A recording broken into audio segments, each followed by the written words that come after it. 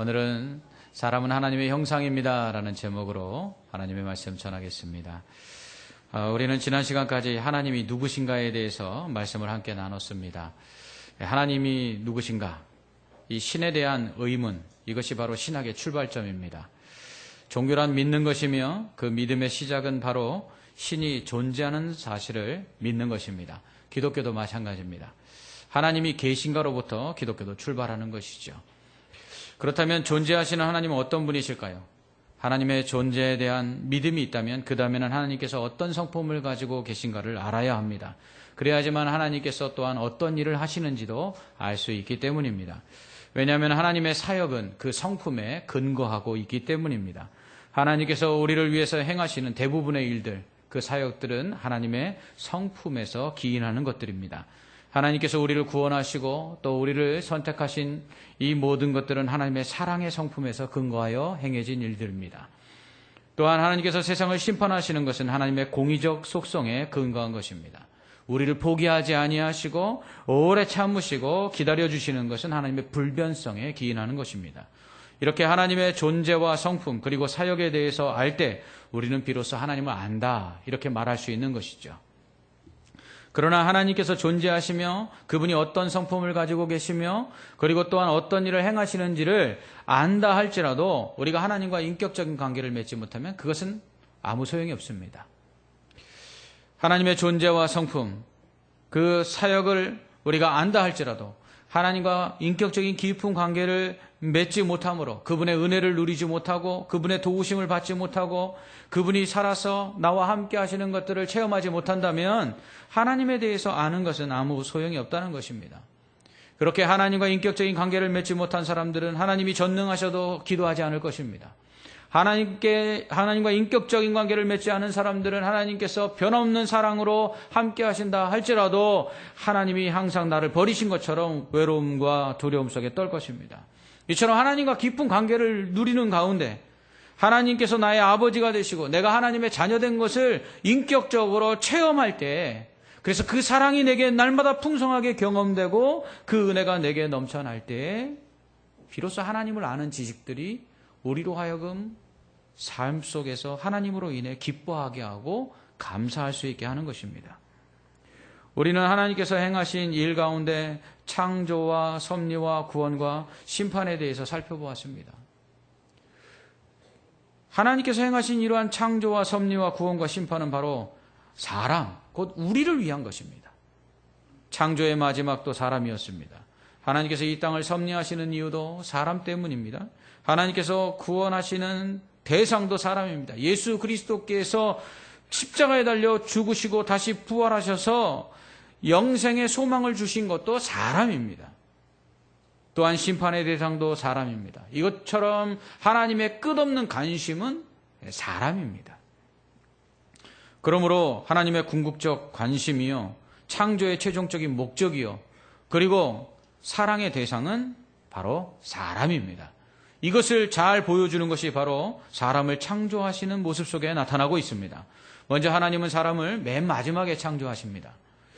이는 사람이 살 수 있는 모든 환경을 다 조성하신 후에 사람을 만드셨다는 것입니다. 하늘과 땅과 바다 그리고 그 가운데 모든 생물들을 만드십니다. 그런 다음에 사람을 만드시죠. 창세기 1장 29절은 하나님께서 내가 온 지면에 씨 맺는 모든 채소와 씨 가진 열매 맺는 모든 나무를 너희에게 주노니 너희의 먹거리가 되리라. 먹을거리가 되리라. 결국 사람 이전에 창조된 피조물들은 사람들이 먹고 살 수 있도록 만들어 놓으신 환경이라는 것입니다. 이러한 모든 인간이 살 수 있는 환경이 조성되자 하나님께서는 맨 마지막에 사람을 만드신 것입니다. 그러므로 세상이 창조된 이유는 바로 사람 때문입니다. 그 어떤 피조물보다 인간이 가장 존귀한 이유는 바로 이 인간들을 위해 모든 것들이 지어졌기 때문입니다. 결국 사람이 창조의 꽃이요, 창조의 궁극적인 목적인 것입니다. 그런 점에서 사람은 하나님께서 지으신 최고의 걸작품이요, 또한 하나님이 창조한 피조물 중에 가장 존귀한 자입니다. 왜 인간이 만물의 영장인 줄 아십니까?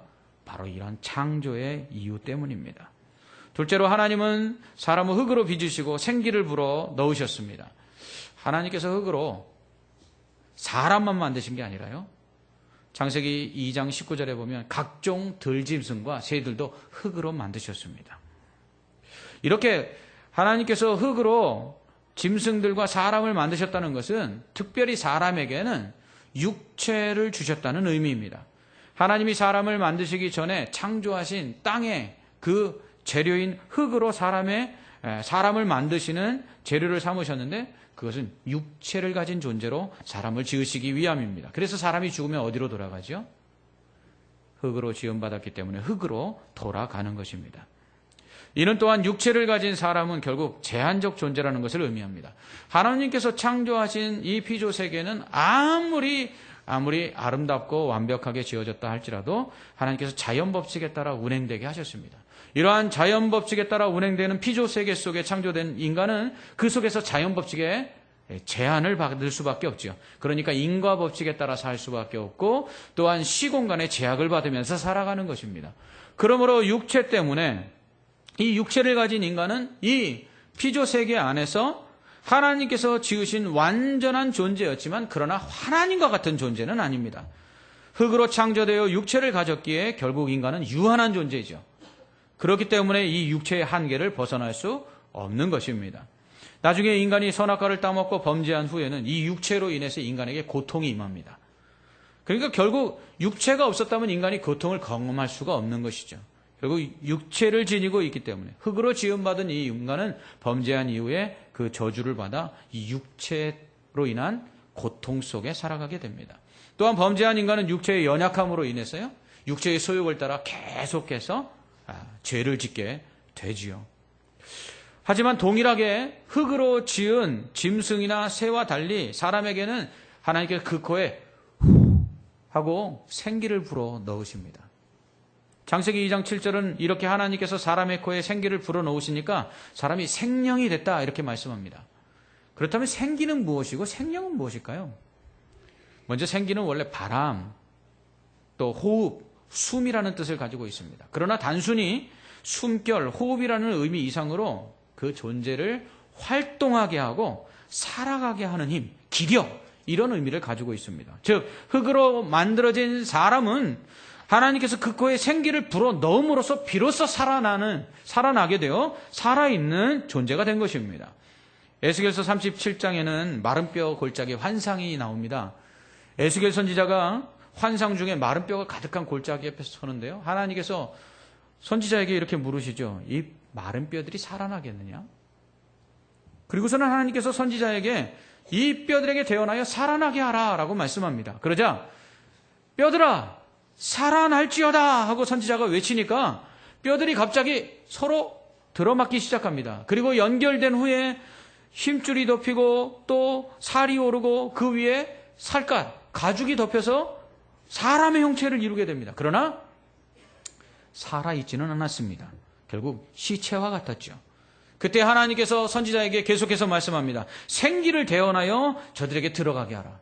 그래서 선지자가 그 뼈들이 붙어 사람의 형체를 이룬 그 시체와 같은 그 뼈들에게 생기야 사방에서부터 와서 이 죽음을 당한 자에게 붙어서 살아나게 하라 라고 외치자 그 뼈들이 붙어서 사람의 형체를 이룬 것들이 살아나서 큰 군대를 이루게 됩니다. 하나님께서 이 환상에 대해서 내 백성들아 내가 너희 무덤을 열고 너희로 거기에서 나오게 한즉 너희는 내가 여호와인 줄 알리라. 내가 또 내 영을 너희 속에 두어 너희가 살아나게 하고 내가 또 너희를 너희 고국 땅에 두리니 나 여호와가 이 일을 말하고 이룬 줄을 너희가 알리라. 아멘. 이렇게 말씀하십니다. 즉 생기는 하나님의 영입니다. 성령입니다. 이처럼 흙으로 만들어진 인간이 그 육체를 가지게 되었을 때 하나님께서는 하나님의 영이신 성령을 그 안에 들어가게 하심으로 영혼을 창조하셔서 살아있는 영적 존재가 되게 하신 것입니다. 그러므로 하나님께서 흙으로 사람을 만드셨다는 것은 육체를 주셨다는 것이고 그 코에 생기를 불어넣으셨다는 것은 영혼을 주셨다는 의미입니다. 이처럼 생명, 곧 살아있는 영적 존재, 영혼을 가진 살아있는 존재가 되어 인간은 하나님과 교제하고 교통할 수 있게 된 것입니다. 하나님께서 만드신 피조물 중에 영혼을 가지고 있는 건 사람밖에 없어요. 그래서 그 영혼을 가진 이 사람이 영이신 하나님과 교제하고 또 교통하고 그리고 그 하나님과 인격적으로 만날 수 있는 것입니다. 이렇게 하나님께서 교제하고 교통할 수 있는, 만날 수 있는 유일한 존재로서 사람을 만들었기 때문에 사람이 만물의 영장인 것입니다. 또한 세 번째로 하나님은 사람을 하나님의 형상대로 지으셨습니다. 여러분, 형상이라는 것은 어떤 모양, 형태라는 뜻인데요. 사람은 흙으로 만들어졌기 때문에 어떤 모양이 있습니다. 이런 사람의 형상이 있지요. 하지만 하나님은 영이십니다. 그러니까 육체가 없거든요. 그러면 하나님은 어떤 형상, 어떤 모양과 어떤 형태를 가지고 있다는 것일까요? 사실 하나님은 눈으로 볼 수 있는 가시적인 형태, 가시적인 형상이 없습니다. 그렇다면 하나님의 형상이란 무엇이겠습니까? 사람이 하나님의 형상대로 지음받았으니까 하나님의 형상을 알려면 사람의 형상을 보면 하나님을 알 수 있는 것일까요? 그렇게 생각하면 안 된다는 거예요. 하나님은 형상이, 모양이, 형태가 없으신 영이시기 때문입니다. 그렇다면 하나님의 형상은 무슨 의미일까요? 그것은 우리가 하나님을 상상할 수 있는 어떠한 모습이라는 것입니다. 그래서 성경학자들은 하나님의 형상을 창조 시에 사람에게 부여하신 하나님의 능력과 권세라고 해석했습니다. 고대 왕들은요, 자신이 전쟁에서 승리하여 취한 지역에다가 자신의 형상을 따라 우상을 만들었어요. 자신의 형상을 딱 만들어놨어요. 그리고 이것은 내 소유다. 이 땅은 내 통치하는 영토이다. 라는 것을 표시했습니다. 하나님께서 하나님의 형상대로 사람을 만들었다는 것은 창조하신 이 세상에 사람을 만드시고 그 사람들이 하나님의 형상대로 이 땅에 충만해져서 온 세상이 하나님의 소유이며 또한 하나님의 통치하시는 영역이다라는 것을 표시하게 하셨다는 것입니다. 이처럼 하나님의 소유권과 통치권을 대신하여 이 땅을 정복하고 다스리는 사명을 받은 사람들에게 하나님은 그 사명을 감당할 수 있도록 또한 능력을 주셨습니다. 이것이 바로 하나님의 형상의 또 다른 모습입니다. 하나님의 형상은 지정의, 곧 생각과 감정과 의지입니다. 창조된 피조물 중에 사람만큼 생각할 수 있고 그리고 사람만큼 느끼며 그리고 사람만큼 의지적으로 행동할 수 있는 존재는 없습니다. 하나님께서 이렇게 지정의를 가지고 하나님께서 창조하신 이 인간은 또한 하나님께서 하나님의 성품 중의 일부들을 공유하게 하셨습니다. 거룩함, 의로움, 진실함, 선함, 사랑, 이런 것들을 하나님께서도 가지고 계시지만 사람에게도 주셨어요. 그래서 사람으로 거룩하게 살게 하시고 의롭게 살게 하시고 진실하게 살게 하시고 선을 베풀며 더 나아가서 사랑하며 살 수 있게 하셨습니다. 이러한 성품들을 하나님과 인간이 같이 공유했다 그래서 공유적 속성이라 할 뿐만 아니라 도덕적 성품이다 이렇게 부릅니다. 즉 사랑하고 또 선하게 살며 진실하며 의로우며 거룩하게 사는 존재로서 인간은 이 땅에서 하나님이 만드신 세상 속에 아름답게 그리고 선하게 하나님을 기쁘시게 하면서 살 수 있는 존재가 된 것이죠. 이게 바로 하나님의 형상입니다. 이렇게 생각과 감정과 의지를 가지고 거룩함과 의로움과 진실함과 선함과 사랑을 실천함으로써 하나님께서 주신 사명을 감당하고 하나님을 기쁘시게 하며 하나님을 만나서 교제할 수 있는 그러한 존재가 될 수 있도록 하나님께서 사람을 하나님의 형상으로 만드신 것이죠. 네 번째로 하나님은 사람에게 사명을 주셨습니다. 하나님은 사람에게 생육하고 번성하여 땅에 충만하라고 말씀하십니다. 하나님은 하나님의 형상대로 지음받은 사람이 이 세상에 흩어지기를 원하셨어요. 그렇기 때문에 남자와 여자로 만드신 거죠. 그래서 남자와 여자가 결혼하여서 자녀를 낳음으로 번성하여 땅에 충만하는 것. 여러분 이것도 사명입니다. 이것은 단지 인구가 늘어나는 것만을 의미하지는 않습니다. 하나님의 형상대로 지음받은 사람들이 생육하고 번성하여 땅에 충만함으로 세상 모든 곳에서 하나님께서 창조하신 세상을 잘 관리하기를 하나님께서 원하셨습니다. 하나님께서는 사람에게 주신 지혜를 통해 사람들이 하나님께서 창조하신 이 세상을 잘 관리하기를 원하셨어요. 이것이 바로 땅을 정복하고 다스리라는 의미입니다. 사람은 하나님께서 창조하신 세상을 관리할 책임이 있는 것입니다. 그것을 자기 마음대로 소유하고 그것을 파괴하고 그것을 깨뜨려서는 안 됩니다. 그러므로 우리는 자연을 보호하고 환경을 보호해야 합니다. 하나님이 만드셨기 때문이죠. 자연을 파괴하여 무리한 개발을 하는 것을 자제해야 합니다. 하천의 폐수를 방류하지 말아야 합니다. 대기 오염하는 일을 멈춰야 합니다. 뿐만 아니라 전쟁을 그치고 대량 살상 무기를 비롯한 전쟁, 무기 생산을 멈춰야 합니다. 왜냐하면 하나님은 자연뿐만 아니라 하나님의 형상대로 지음받은 인간들이 이 땅에서 행복하게 살기를 원하시기 때문입니다. 그러므로 서로를 죽이기를 원치 아니하십니다. 이것이 하나님의 형상대로 지음받은 사람이 세상 곳곳에 퍼져 번성함으로 하나님께서 이 땅을 다스리라 하신 그 말씀의 의미입니다. 즉 관리하고 유지하는 것. 그것이 인간의 사명이요 책임이요 의무인 것입니다. 또한 하나님은 사람이 하나님을 찬양하기를 원하십니다. 이사야 43장 21절에서 이 백성은 내가 나를 위하여 지었나니 나를 찬송하게 하려 함이니라. 아멘. 웨스트민스터 신앙고백 가운데는 사람의 제일된 목적, 사람이 왜 사는가? 하나님을 영화롭게 하기 위해서 사는 것이다. 이렇게 선언하고 있습니다. 즉 하나님을 기쁘시게 하는 것, 하나님을 예배하고 찬양하고 하나님을 경배하고 하나님께서 주신 그 사명을 감당하고 하나님의 말씀에 순종하여 사는 것, 이게 삶의 목적이라는 것입니다. 왜 사람이 사느냐고요? 그것은 하나님을 기쁘시게 하고 하나님의 뜻대로 살기 위해서 사는 것입니다. 그러나 성경은 하나님을 기쁘시게 하기 위해서는 믿음이 있어야 한다고 말합니다. 믿음이 없으면 하나님을 기쁘시게 할 수가 없어요. 그러니까 예수 안 믿는 사람이 아무리 선하게 살고 훌륭한 업적을 남긴다 할지라도 그는 하나님을 기쁘시게 할 수가 없어요. 왜요? 믿음이 없기 때문에. 오직 하나님을 기쁘시게 할 수 있는 것은 믿음이 있을 때만 가능합니다. 그러므로 마지막 심판의 날에 아무리 선한 일을 행하고 위대한 업적을 행한 사람이라 할지라도 믿지 않으면 어떻게 되죠? 지옥 가는 거예요. 왜? 하나님을 기쁘시게 하지 못했기 때문입니다. 하나님을 기쁘시게 하는 것, 그건 믿음이 있어야 되고요. 하나님을 기쁘시게 하는 그 사명, 그것이 우리가 만들어진 창조의 이유요 목적입니다. 다섯 번째로 하나님은 사람에게 계명을 주셨습니다.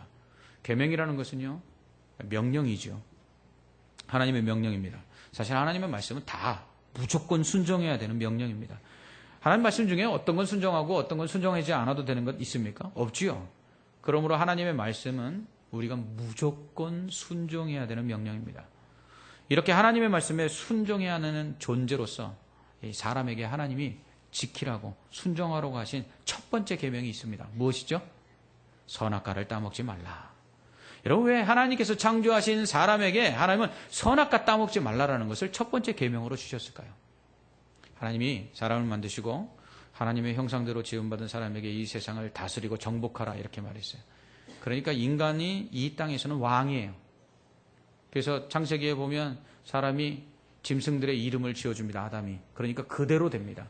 그러니까 네 이름 이거야 라고 명령하면 아담의 명령이 곧 법이 되는 거예요. 그러니까 하나님이 창조한 인간은 이 땅에서 곧 왕이었어요. 그런데 하나님과의 관계에서는 아니에요. 하나님과의 관계에서는 하나님 왕이고 인간은 순종해야 될 사람이에요. 그렇기 때문에 선악과를 동산 중앙에 만들어 놓으시고 이건 먹지 마라 라고 말씀하신 거예요. 그래서 이 세상을 다스리면서 자기가 왕으로서의 역할을 하다가도 동산 중앙에 있는 선악과를 딱 보면 그렇지. 하나님이 명령하신 것에 나는 순종해야 되는 사람이지. 그래, 내 위에 하나님이 계시지. 이걸 잊지 않도록 하신 거예요. 이게 계명이에요.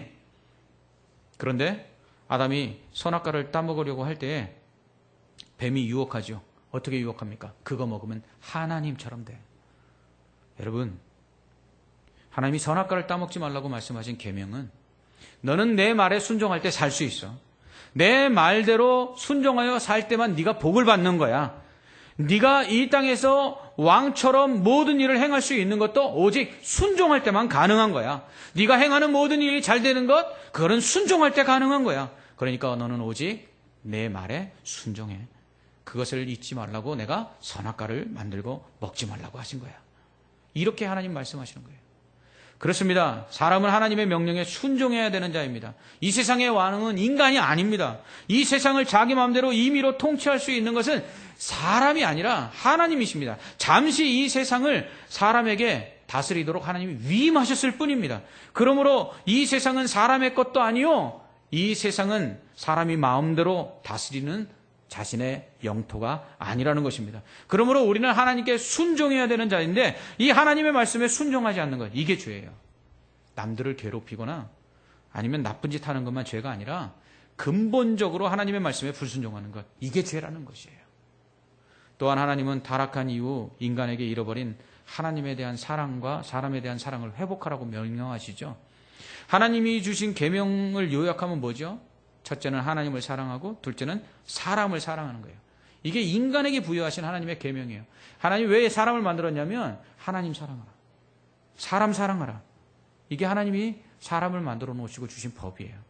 근데 죄를 지으니까 하나님도 사랑하지 않고 사람도 사랑하지 않아요. 오직 자기만 사랑해요. 그게 자기 마음대로 살아요. 자기의 욕심대로 살아요. 그러니까 예수님께서 그렇게 살지 말라고 우리의 죄를 용서해 주시고 우리를 새 사람으로 바꿔놓으신 거예요. 그럼에도 불구하고 우리는 끊임없이 싸우죠. 내 뜻대로 살려고, 내 마음대로 살려고. 그렇습니다. 예수 믿는 이유는 내 뜻대로 내 마음대로 사는 게 아니라 하나님 말씀대로 살려고 예수 믿는 거예요. 그래서 하나님을 사랑하고 이웃을 사랑하는 것, 그게 예수 믿는 목적과 이유라는 것입니다. 이럴 때 하나님께서 천국을 선물로 주시고 영생을 상급으로 주시는 것이에요. 그러나 이렇게 영화롭게 만들어진 하나님의 걸작품인 이 사람은요, 하나님의 말씀에 불순종하여서 죄를 범함으로 하나님의 영광에 이르지 못합니다. 하나님께 나아가지도 못하고요, 하나님처럼 그렇게 거룩하지도 못하고요, 더 나아가서 하나님이 주신 그 창조의 그 모든 복을 다 잃어버립니다. 영생도 잃어버리고, 그래서 결국은 심판받아 죽게 된 인생이 되는 거죠. 죽은 인생이 되는 거예요. 그로 인해서 인간에게 가장 비참해진 것은 뭐냐면 하나님으로부터 멀어진 거예요. 죄를 지은 인간을 하나님이 맨 처음에 하신 것은 뭐냐면 쫓아내시는 거예요. 그래서 범죄함으로 하나님에게서 멀어진 인간은 결국 하나님을 잊어버리게 됩니다. 이렇게 하나님이 자신을 창조하신 것을 잃어버린 인간은 결국은 뭘 잃어버리냐면 자신이 누구인지를 잊어버리게 됩니다. 내가 누구지? 내가 왜 살아가지? 내가 무엇을 위해서 이렇게 살고 있는 것이지? 결국은 하나님이 나를 창조하셨고 나에게 사명을 주셨고 나에게 계명을 주셨고 하나님의 형상대로 지음받아 이 땅을 살아가게 하셨다는 그 하나님의 창조된 피조물로서의 자기 정체성을 잃어버린 인간은 결국 고민하는 거예요. 내가 누구지? 인간이란 무엇이지? 무엇을 위해 사는 것이지? 이것이 모든 인간, 범죄한 인간들의 궁극적인 고민이라는 거예요. 자기 본질에 대한 고민, 자기 정체성에 대한 고민. 그렇기 때문에 인간이란 무엇인가? 이것이 인문학, 철학의 출발인 것입니다. 철학의 아버지라 불리우는 소크라테스가 내 자신을 알라, 너 자신을 알라 말했어요. 결국은 인간이 누구이면 무엇이냐, 이것을 아는 것이 학문이요, 또 학문의 출발점이라는 것입니다. 자신이 누군지도 모르면서 어떻게 학문을 하며 이 세상을 살아가겠냐, 이것이죠. 삶의 큰 문제 앞에 고민하는 사람들 스스로에게 묻는 질문이 있습니다. 내가 왜 살지? 내가 왜 누구지? 나는 어디로 가고 있지? 자기 자신이 인생의 주인인 줄 알고 스스로 잘 살고 있다고 착각했을 때는 아무 문제가 없는데 스스로 해결할 수 없는 문제 앞에 초라하기 그지없는 자신을 바라보면서 난 누구지? 지금까지 왜 살아왔지? 무엇을 위해서 내가 이토록 열심히 산 거지? 스스로 해결할 수 없는 고민 앞에 멈춰서게 되는 것입니다. 나는 누구인가? 결국 이 질문은 인간이란 무엇인가라는 질문에서 파생된 것입니다. 이렇듯 연약한 인간은 스스로에게 끊임없이 나는 누구인가, 인간이란 무엇인가라는 질문을 던지며 그 답을 찾아 헤매게 됩니다. 인생의 큰 문제 앞에서 자신의 목숨을 끊으려고 하는 사람들이 결국은 하는 고민이 무엇입니까? 내가 왜 이렇게 살아왔지? 나는 누구지? 내가 이렇게 산 이유가 뭘까? 내 삶의 목적은 어디 있는 것일까? 하지만 이 질문에 대한 답은 인간 스스로 절대로 찾을 수가 없습니다. 이 세상에서는 그 답을 찾을 수가 없습니다. 이 질문의 답은 오직 우리를 만드신 그 하나님에게 있기 때문입니다. 나는 누구인가? 하나님의 창조물이다. 인간이란 무엇인가? 하나님의 형상대로 지음받은 것이다. 무엇을 해야 되는가? 하나님의 사명을 감당하고 계명을 지켜야 된다. 나는 어떤 존재인가? 육체를 가진 연약한 존재이지만 영혼을 가지고 있기에 하나님을 알 수 있고 하나님을 믿을 수 있고 하나님의 은혜를 누릴 수 있는 존재다. 이것을 깨달아 알 때에만 인간은 이 세상에서 자기가 누구인가, 인간이 무엇인가라는 이 절대절명의 고민 앞에 답을 찾고 기뻐하고 감사할 수 있는 것입니다. 그러므로 인간은 하나님을 찾아야 합니다. 하나님을 믿고 섬기고 의지해야 합니다. 하나님에게만 답이 있다라는 사실을 깨달아야 합니다. 인간이란 무엇인가? 결국 하나님을 떠나서는 그 존재의 의미와 자신이 누구이며 무엇을 해야 되는지 답을 찾을 수가 없는 것입니다. 결국 인간은 하나님을 떠나서는 답이 없는 인생입니다. 하나님께서 사람이 무엇이며 왜 살며 무엇을 위해 존재해야 하는가? 하나님은 그 답을 우리를 창조하실 때 이미 다 주셨습니다. 이렇게 사람은 하나님께서 창조하신 창조의 꽃이요, 창조의 궁극적인 목적으로서 지음받은 하나님과 교제할 수 있는 유일한 존재입니다. 하나님의 형상, 곧 하나님과 같이 될 수 있는 유일한 존재입니다. 그게 바로 사람입니다. 그게 바로 우리입니다. 그러므로 우리가 해야 할 가장 중요한 일은 우리의 존재의 근원 되시는 하나님께 나아가는 것입니다. 그래서 그분이 나를 만드신 이유와 목적을 깨닫고 그 사명을 감당하며 그 계명을 지키며 그 하나님과 함께 하는 것입니다. 그럴 때 우리는 진정으로 기뻐하며 감사할 수 있는 것입니다. 여러분은 지금 왜 살고 계십니까? 여러분 무엇을 위해 살고 계십니까? 여러분은 왜 일하십니까? 여러분은 왜 지금 아내와 살고 있습니까? 왜 여러분은 남편과 살고 있고 왜 자녀들을 양육하고 계십니까? 여러분은 지금 무엇을 하고 있습니까? 그것을 하고 있는 이유는 무엇입니까?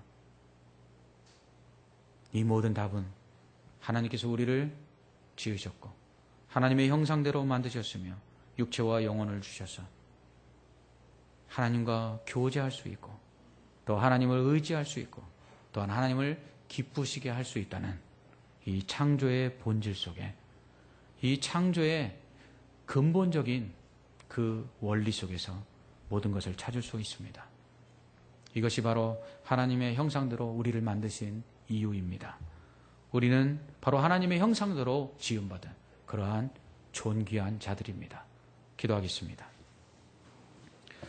사랑의 하나님 아버지, 은혜와 사랑을 감사합니다. 우리가 무엇이 간데 우리를 이렇게 사랑하셔서 하나님의 형상대로 만드시고 우리에게 생기를 불어 영혼을 주시고 우리가 하나님이 가지신 그 성품들을 본받아 하나님을 기쁘시게 할 수 있고 또 하나님을 만나 교제할 수 있는 존재로 만들어 주셨는지요. 이 은혜 가운데 날마다 인격적으로 하나님과 만나고 교제함으로 하나님의 그 능력들을 체험하고 하나님이 주시는 그 사랑과 은혜를 날마다 경험함으로 왜 살아야 하는지, 무엇을 위해 살아야 하는지, 왜 내가 여기에 있는지 고민하는 것이 아니라 날마다 그 답을 알기에 그것들을 행하며 기뻐하며 감사하며 복을 누릴 수 있는 귀한 믿음의 사람들 되게 하여 주시옵소서. 예수님 이름으로 기도합나이다. 아멘.